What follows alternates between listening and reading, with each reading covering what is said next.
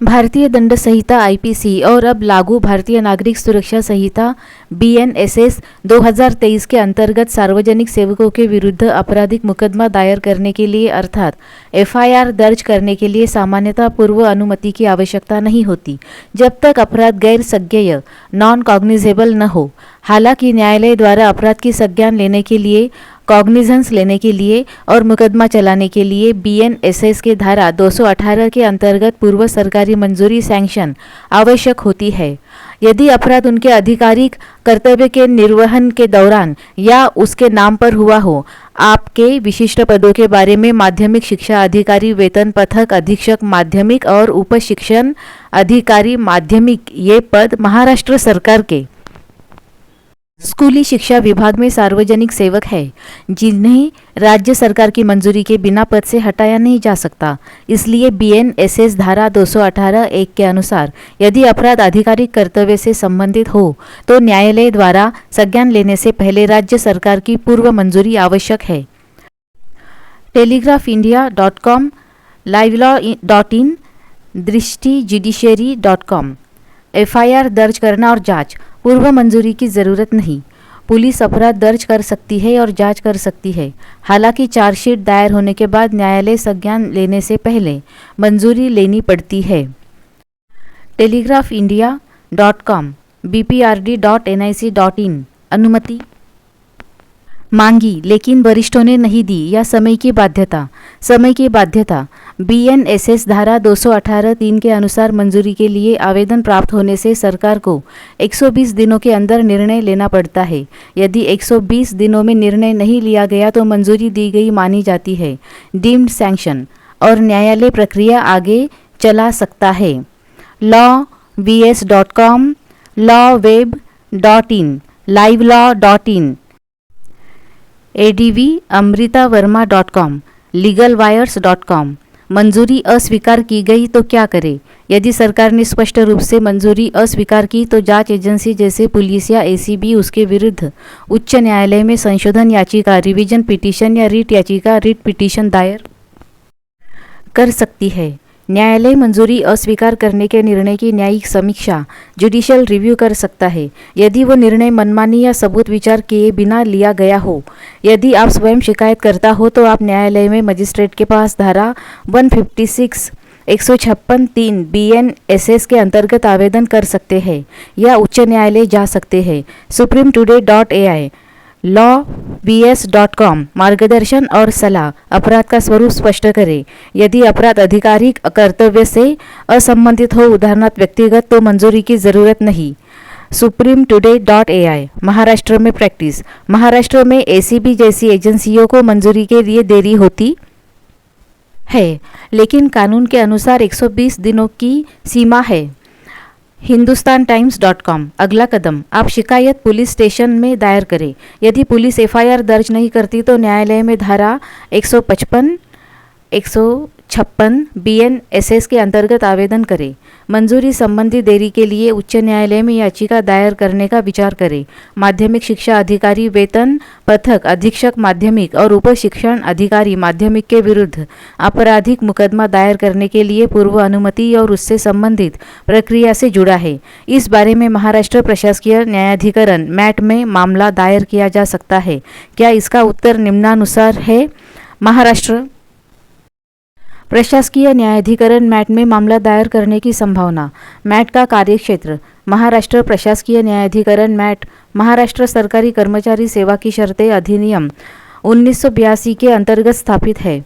इसका कार्यक्षेत्र मुख्य रूप से सरकारी कर्मचारियों की सेवा संबंधित मामलों तक सीमित है, जैसे नियुक्ति, तबादला, पदोन्नति, वेतन, सेवानिवृत्ति और अनुशासनात्मक कार्यवाहियों से संबंधित शिकायतें। मैट को आपराधिक अपराधों से संबंधित मामलों को संभालने का अधिकार नहीं है, क्योंकि आपराधिक मामले भारतीय नागरिक सुरक्षा संहिता बीएनएसएस के अंतर्गत पुलिस, मजिस्ट्रेट या उच्च न्यायालय के कार्यक्षेत्र में आते हैं। आपराधिक अपराध और पूर्व अनुमति का प्रश्न। आपके मामले में आप आपराधिक मुकदमा दायर करने के लिए पूर्व अनुमति बीएनएसएस धारा 218 के अंतर्गत और उससे संबंधित वरिष्ठों द्वारा अनुमति अस्वीकार या देरी के बारे में पूछ रहे हैं। ये प्रश्न सेवा संबंधित मामला नहीं है बल्कि आपराधिक कानून से संबंधित है, इसलिए मैट के कार्य क्षेत्र में ये मामला फिट नहीं होता। पूर्व अनुमति अस्वीकार या देरी के संबंध में यदि आपको शिकायत करनी हो तो आप उच्च न्यायालय में हाई कोर्ट रिट याचिका, रिट पिटीशन या संशोधन याचिका दायर कर सकते हैं, क्योंकि इसमें प्रशासकीय निर्णय की वैधानिकता की जांच की जा सकती है। मैट में कौन से मामले दायर किए जा सकते हैं? यदि आपका मामला सेवा नियमों या उल्लंघन, अनुशासनात्मक कार्यवाही या वरिष्ठों द्वारा अनुमति अस्वीकार के कारण आपकी सेवा पर प्रभाव, उदाहरणार्थ निलंबन, तबादला जैसे मुद्दों से संबंधित हो, तभी मैट में आवेदन दायर किया जा सकता है। हालांकि यदि आपका प्रश्न केवल आपराधिक मुकदमा दायर करने के लिए अनुमति और उससे संबंधित देरी के बारे में है तो ये मामला मैट के कार्यक्षेत्र में नहीं आता। वैकल्पिक मार्ग: पुलिस स्टेशन या एसीबी। यदि आप आपराधिक अपराध के लिए एफआईआर दायर करना चाहते हैं तो सीधे पुलिस स्टेशन या भ्रष्टाचार निरोधक ब्यूरो, एंटी करप्शन ब्यूरो में शिकायत दायर करें। यदि पुलिस एफआईआर दर्ज नहीं करती तो बीएनएसएस धारा 155, 156(3) के अंतर्गत मजिस्ट्रेट के पास आवेदन करें। उच्च न्यायालय: यदि वरिष्ठों ने अनुमति अस्वीकार की या 120 दिनों में निर्णय नहीं लिया, बीएनएसएस धारा 155, 156(3) के अंतर्गत मजिस्ट्रेट के पास आवेदन करें। उच्च न्यायालय: यदि वरिष्ठों ने अनुमति अस्वीकार की या 120 दिनों में निर्णय नहीं लिया, बीएनएसएस धारा 218(3), तो आप उच्च न्यायालय में रिट याचिका दायर कर मंजूरी के निर्णय की समीक्षा मांग सकते हैं। कानूनी सलाह: आपके मामले के विवरण, उदाहरणार्थ अपराध का स्वरूप, अनुमति अस्वीकार के कारण पर निर्भर आपको वकील की सलाह लेनी चाहिए। यदि मामले में सेवा नियमों या उल्लंघन या प्रशासकीय कार्यवाही का समावेश हो तभी मैट में आवेदन का विचार हो सकता है। निष्कर्ष: मैट में मामला दायर करना: यदि आपका मामला केवल आपराधिक अपराध के लिए अनुमति और उससे संबंधित देरी के बारे में हो तो मैट में दायर नहीं किया जा सकता, क्योंकि ये आपराधिक कानून से संबंधित है जो मैट के कार्यक्षेत्र में नहीं आता। अगला कदम: आप उच्च न्यायालय में रिट याचिका दायर कर सकते हैं या पुलिस मजिस्ट्रेट के पास एफआईआर के लिए आवेदन कर सकते हैं। यदि आपकी शिकायत में सेवा नियमों का उल्लंघन या प्रशासकीय कार्यवाही का मुद्दा हो तभी मैट में आवेदन दायर करने का विचार करें। आपके मामले में माध्यमिक शिक्षा अधिकारी, वेतन पथक अधीक्षक माध्यमिक और उप शिक्षण अधिकारी माध्यमिक के विरुद्ध आपराधिक मुकदमा दायर करने के लिए पूर्व अनुमति से संबंधित मामला महाराष्ट्र प्रशासकीय न्यायाधिकरण मैट में दायर करने की प्रक्रिया के बारे में पूछ रहे हैं। पिछले उत्तर में उल्लेखित अनुसार आपराधिक अपराध के लिए अनुमति और उससे संबंधित देरी जैसे मामले सामान्यतः मैट के कार्यक्षेत्र में नहीं आते, क्योंकि मैट का कार्यक्षेत्र सरकारी कर्मचारियों की सेवा संबंधित मामलों तक सीमित है, उदाहरणार्थ नियुक्ति, तबादला, पदोन्नति, अनुशासनात्मक कार्यवाही। हालांकि यदि आपके मामले में सेवा नियमों का उल्लंघन या प्रशासकीय कार्यवाही, उदाहरणार्थ अनुमति अस्वीकार के कारण आपकी सेवा पर प्रभाव का समावेश हो तो मैट में आवेदन दायर करना संभव है।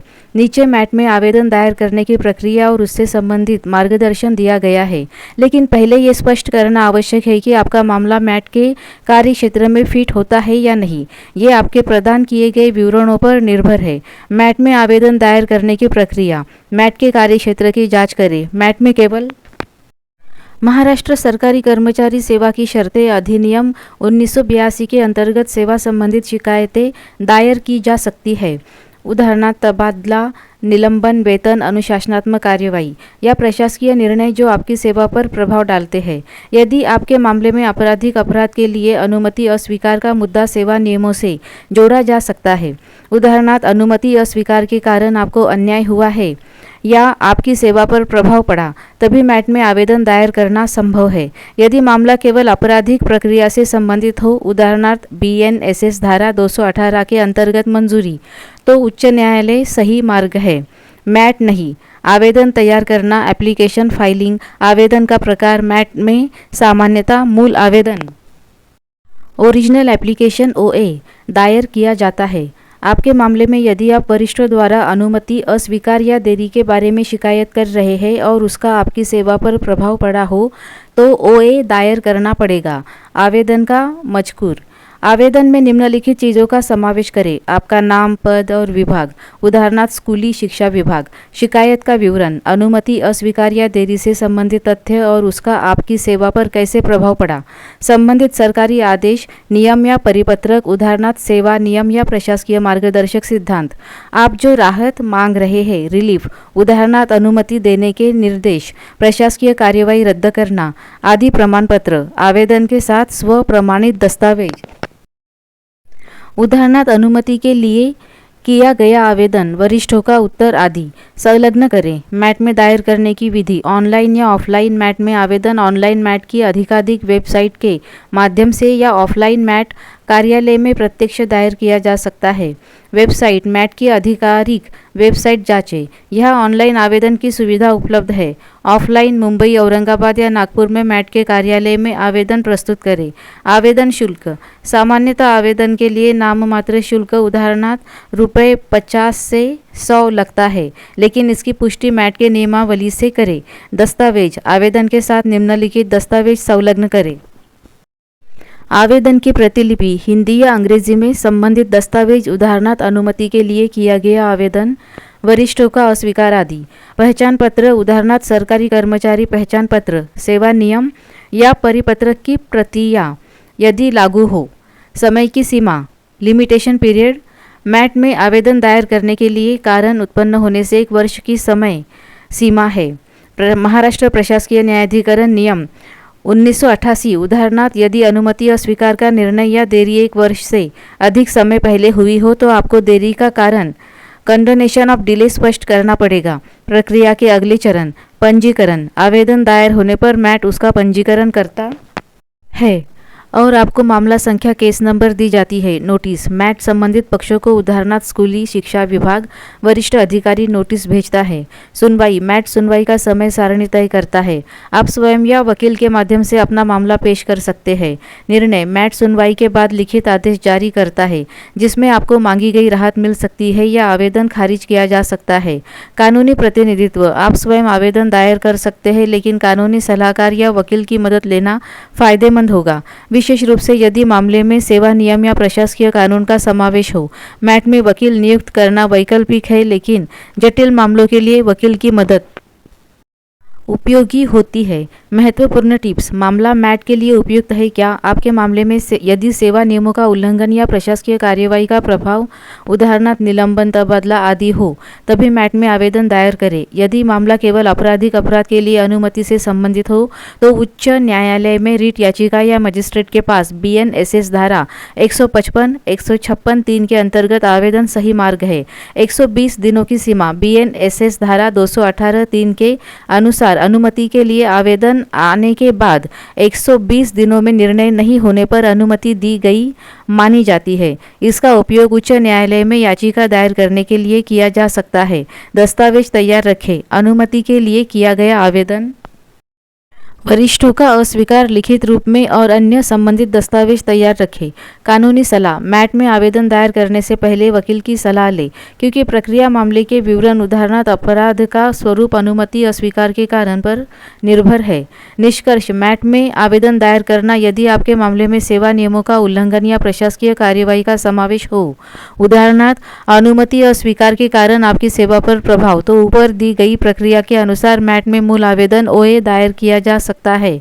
अन्यथा आपराधिक अपराध के लिए अनुमति और देरी से संबंधित मामला उच्च न्यायालय में या मजिस्ट्रेट के पास दायर करना उपयुक्त है। अगला कदम, आपका मामला मैट के कार्यक्षेत्र में फिट होता है या नहीं, ये जांचने के लिए मैट की नियमावली, महाराष्ट्र एडमिनिस्ट्रेटिव ट्रिब्यूनल रूल्स 1988 जांचें या वकील की सलाह लें।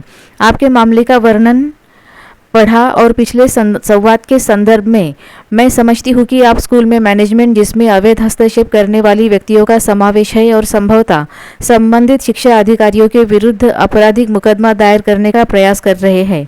आपकी सेवा समाप्ति हुई उसके बारे में स्कूल ट्रिब्यूनल में अपील है। निर्णय 21/8/2025 या उसके बाद आ सकता है और समानांतर आपराधिक प्रक्रिया में भुसावल कोर्ट में अनुमति का विषय अर्थात सैंक्शन उठाया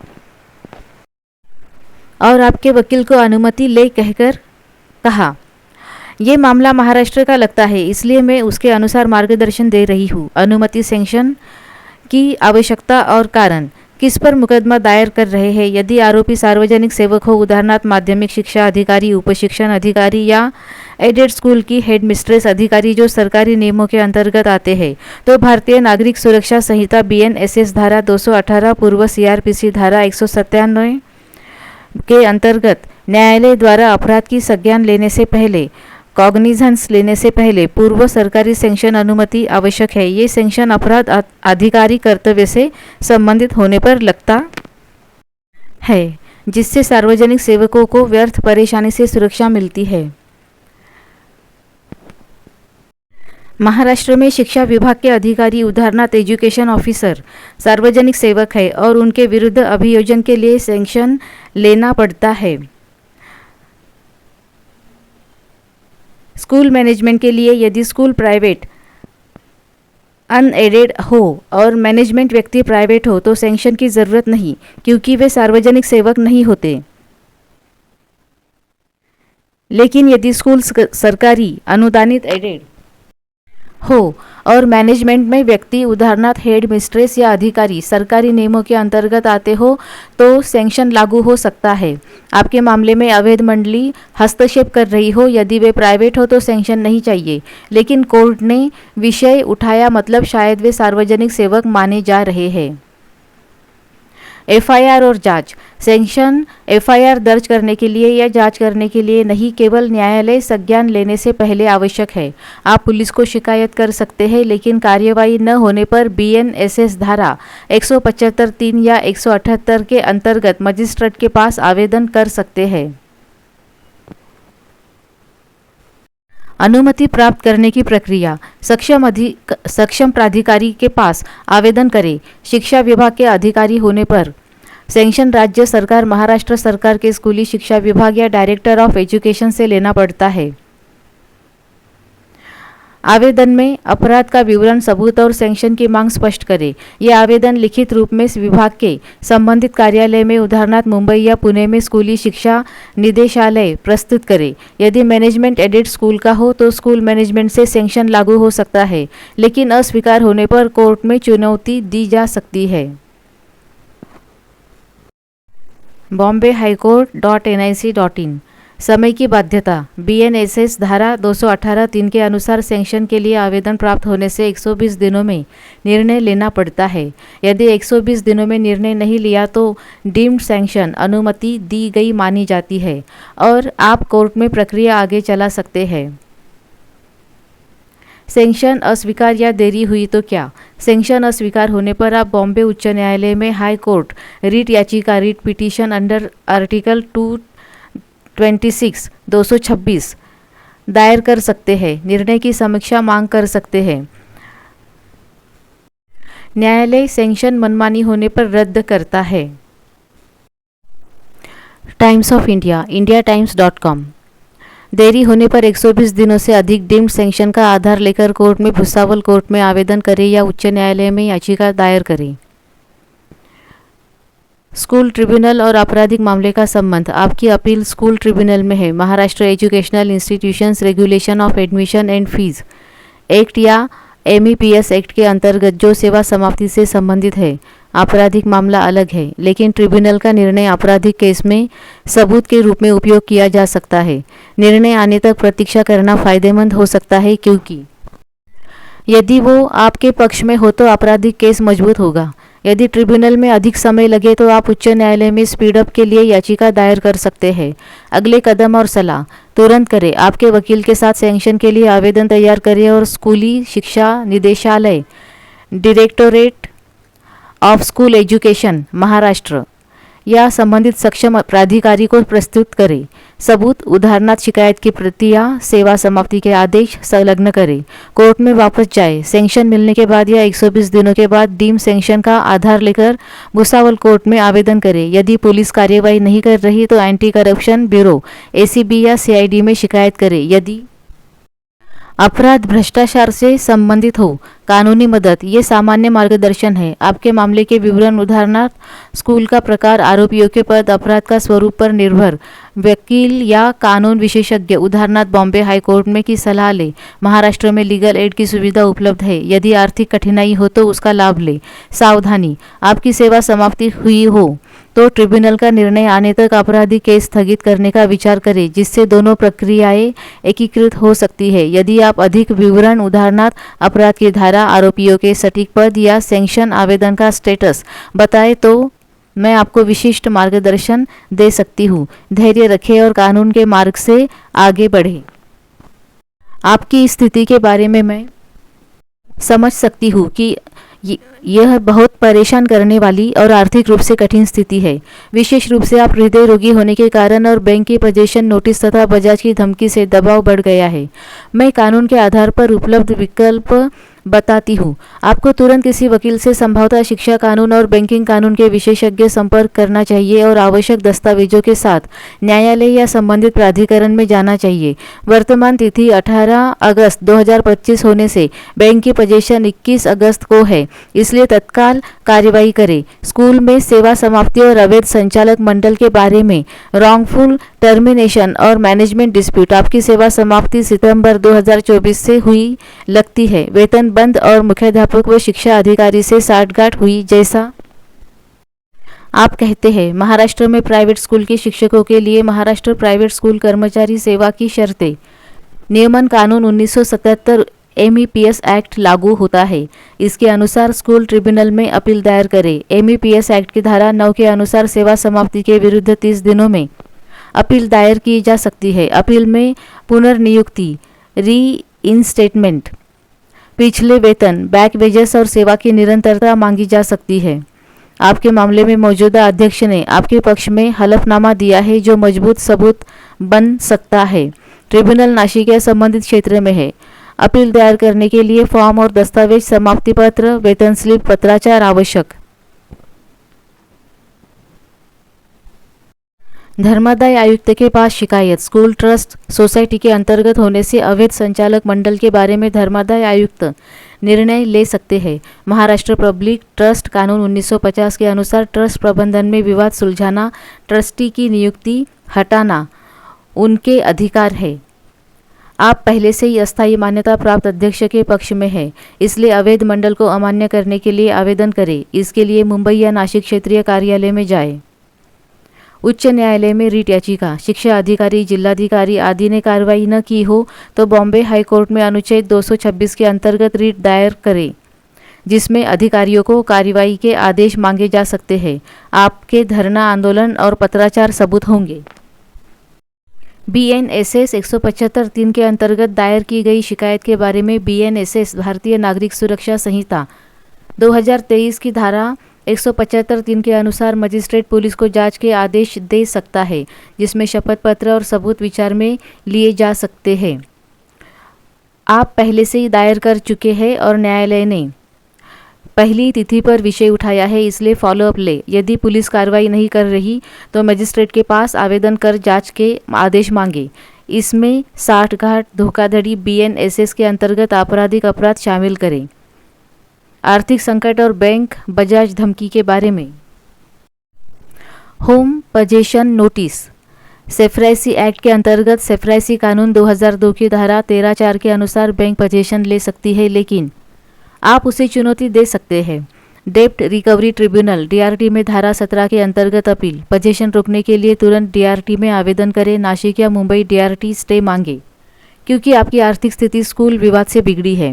हृदय रोगी होने का चिकित्सा प्रमाण पत्र संलग्न करें। न्यायालय मोरेटोरियम EMI स्थगिति दे सकता है। बैंक से वार्ता OTS, वन टाइम सेटलमेंट या रीस्ट्रक्चरिंग मांगे। धारा 13(8) के अनुसार बिक्री से पहले रिडेम्पशन पूर्ण भुगतान करें। समय कम होने से आज ही वकील लेकर DRT जाए। बजाज के 138 धमकी चेक बाउंस NI एक्ट की धारा 138 के अंतर्गत मुकदमा दायर होने से पहले भुगतान करें या वार्ता करें। यदि दायर हुआ तो बचाव। चेक कर्ज निर्वहन के लिए नहीं, उदाहरणार्थ सिक्योरिटी के रूप में। आर्थिक कठिनाई सिद्ध करें। स्कूल विवाद से आंशिक भुगतान किया हो तो बचाव।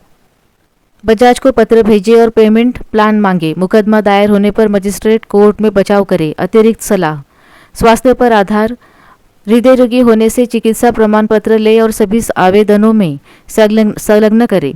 न्यायालय सहानुभूति दिखा सकते हैं। शिक्षा विभाग में फॉलोअप, शिक्षा उपनिदेशक निदेशक को फिर से ईमेल हार्ड कॉपी दे। आरटीआई के अंतर्गत स्टेटस पूछ सकते हैं। कानूनी मदद, Maharashtra legal services authority DLSA Nashik से मुफ्त वकील मिल सकता है। फ़ोन 1800222222 या वेबसाइट जांचें। दस्तावेज, सभी पत्राचार, हलफनामा, धरना नोटिस, बैंक नोटिस सुरक्षित रखें। ये विकल्प कानून पर आधारित है लेकिन वास्तविक स्थिति के अनुसार बदल सकते हैं। तुरंत कार्रवाई करें और वकील से बात कर आगे बढ़ें।